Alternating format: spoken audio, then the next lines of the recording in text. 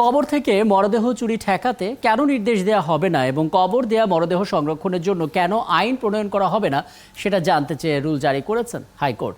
আগামী 4 সপ্তাহের মধ্যে স্বরাষ্ট্র মন্ত্রণালয়ের সচিব, আইন, বিচার ও সংসদ বিষয়ক মন্ত্রণালয়ের সচিব, সংসদ মন্ত্রণালয়ের সচিব, স্থানীয় সরকার মন্ত্রণালয়ের সচিব এবং ধর্ম বিষয়ক মন্ত্রণালয়ের সচিবের পাশাপাশি ঢাকা উত্তর ও দক্ষিণ ও রাজশাহী, কুমিল্লা, সিলেট সিটি কর্পোরেশন, পুলিশের মহাপরিদর্শক, ঢাকা, রাজশাহী ও সিলেট মহানগর পুলিশের কমিশনার, কুমিল্লায় বিভাগীয় পুলিশ কমিশনার সহ বিভিন্ন সংশ্লিষ্ট বিবাদীদের এই রুলের জবাব দিতে বলা হয়েছে।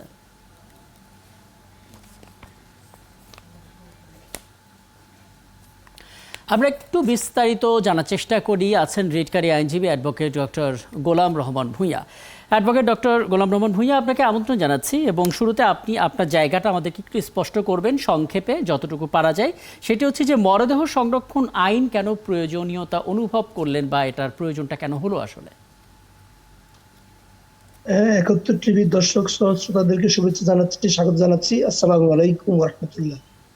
আসলে এই যে কবরস্থানের লাশ চুরি হচ্ছে, কঙ্কাল চুরি হচ্ছে দীর্ঘদিন থেকে, আমরা মানবাধিকার ও সমাজ উন্নয়ন সংস্থা দীর্ঘদিন থেকে আমরা দেখছি, পত্রিকা গবেষণা করে বিভিন্ন পত্রিকায় কিন্তু রিপোর্ট এসছে যে প্রতিদিনেই কোনো না কোনো কবরস্থানে 5 জন 10 জন লাশ করে লাশ চুরি হচ্ছে, 5টি 10টি করে লাশ চুরি হচ্ছে। যেমন আমরা দৈনিক প্রথম আলোতে দেখেছি, তারপরে আমরা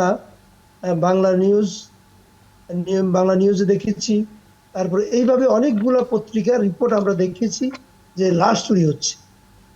এই লাশ চুরির বিষয়ে আমরা একটু গবেষণা করেছি যে কি কারণে এই লাশগুলো চুরি হচ্ছে। আমরা দেখলাম এই লাশগুলো কিন্তু চুরি করে বিক্রি করে ফেলছে। কোথাও হাসপাতালে বিক্রি করছে, কঙ্কাল বিক্রি করছে, আবার এই লাশের বিভিন্ন অঙ্গ প্রত্যঙ্গ ছিন্ন করে বিভিন্ন জায়গায় তারা বিভিন্ন কাজে লাগাচ্ছে এবং পাচার করছে। এ বিষয়ে আমরা যদি আইন গবেষণা করি তাহলে দেখব একজন মৃত্যুদণ্ডপ্রাপ্ত আসামিরও কিন্তু দণ্ডের পরে অঙ্গহানি করা যায় না। দণ্ড দিলে তার যদি ফাঁসির অর্ডার দেওয়া হয় কিন্তু তার অঙ্গটা হানি করা যায় না, কিন্তু সেটাও হচ্ছে। এখন এই যে লাশ চুরি হচ্ছে, একজন মানুষ যখন তার জীবিত অবস্থা তার যে অধিকার সংবিধান দিয়েছে, যে তার বেঁচে থাকার অধিকার বা তার মান সম্মানের অধিকার, সেই অধিকারটা কিন্তু মৃত্যুর পরে এটা বাতিল হয় না, মৃত্যুর পরেও থাকে। আমরা যদি ধর্মীয় দৃষ্টিকোণ থেকে দেখি, কোরআন শরীফে কিন্তু স্পেসিফিক ভাবে বলা আছে যে এই যে লাশের যে গুরুত্ব, যে যেমন সূরা আবাসার 21 নম্বর আয়াতে আল্লাহ বলছেন যে তারপর তার মউত ঘটান এবং পৌঁছে দেন তাকে কবরে, অথবা যখন চাবেন তখন আবার উঠিয়ে আনবেন তাকে। এখানে ছোট করে আমি বলি, মানে লাশ চুরি হওয়া ঠেকানোর জন্য যে কোনো পদক্ষেপ প্রত্যেকে সমর্থন করবে, এ বিষয়ে কোনো সন্দেহ নেই। মুশকিলটা হচ্ছে সংরক্ষণের বিষয়টা। মানে আপনি জানেন কিছুদিন আগে প্রতিবেদন হয়েছিল যে কবর দেওয়ার খরচ এবং সংরক্ষণ দুটোরই কিন্তু হু হু করে দাম বাড়ছে। এই বাস্তবতায় জটিল হয়ে গেল কিনা পরিস্থিতিটা? আসলে এই যে লাশ সংরক্ষণের বিষয়ে যে খরচের বিষয়টা আপনি বললেন, এটা হলো একজন ব্যক্তি জীবিত থাকাকালীন তার জন্য ব্যক্তিগতভাবে যে খরচটা বহন করে, রাষ্ট্র যদি রাষ্ট্রের নাগরিক হিসাবে যে ব্যক্তিটা মারা গেলেন, সে তো তার নাগরিকত্ব থেকে সে মৃত অবস্থায় মৃত হিসাবে তার ইয়েটা থাকবে, চিহ্নটা থাকবে। এই জন্য যে খরচটা হবে এটা রাষ্ট্র বহন করতে বাধ্য, কারণ একজন ব্যক্তি জীবিত অবস্থায় তার যে অধিকারটুকু, মরার পরে তার অধিকারটুকু তো চলে যাবে না।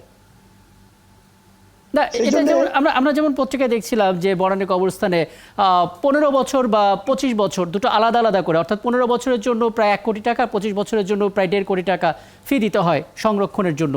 এই বাস্তবতা এই টাকাটা আসলে কে দেবে? আসলে এটা যেটা হচ্ছে, এটা আসলে গবেষণা করে দেখা দরকার যে খরচটা কিভাবে কমানো যায়। কারণ ওখানে বনানী কবরস্থানের যে বিষয়টা, সেটা হলো ওখানে হু করে বিভিন্ন টাকার অঙ্ক বাড়ছে আল্লাহ সংরক্ষণের জন্য বা কবরস্থানের সংরক্ষণের জন্য। এই বিষয়টা নিয়ে সরকার যখন আইন প্রণয়ন করবেন, তখন এই বিষয়টা নিয়ে আমাদের এক্সপার্ট যারা তারা গবেষণা করবেন যে এটা কিভাবে কমানো যায় এবং সহনীয় পর্যায়ে আনা যায়, সেই বিষয়ে তখন কিন্তু আলোচনা করে এটা একটা সিদ্ধান্ত নিতে পারবে। আচ্ছা, আর 1 মিনিটের মধ্যে ছোট করে যদি একটু বলে দেন, আদালত আসলে সব শুনে কি বলেছে রিট শুনে? আদালত খুব গুরুত্ব সহকারে আমাদের রিটটা শুনেছেন। বেশ কয়েকদিন আমরা শুনানি করেছি, গত পরশুদিন আমরা শুনানি করেছি, আজকে আদেশের জন্য রেখেছেন। মহামান্য হাইকোর্ট বিভাগ যেটা বলেছেন, আমাদের যে প্রেয়ার, এই প্রেয়ারের এ এবং সি, একের এ এবং সি, যেখানে আমরা চেয়েছি যে যারা এই যে লাশ বা কঙ্কাল চুরি হচ্ছে এ বিষয়ে সরকার যে ব্যবস্থা নেওয়ার কথা, এই ব্যবস্থাটা কেন সঠিকভাবে নিচ্ছে না, সে ব্যাপারে একটা রুল দিয়েছেন 4 সপ্তাহের। আর আমরা আরেকটা আমাদের আবেদনে ছিল, সেটা হচ্ছে এই বিষয়ে লাশ সুরক্ষা বিষয়ে একটা সার্বজনীন আইন প্রণয়ন করা।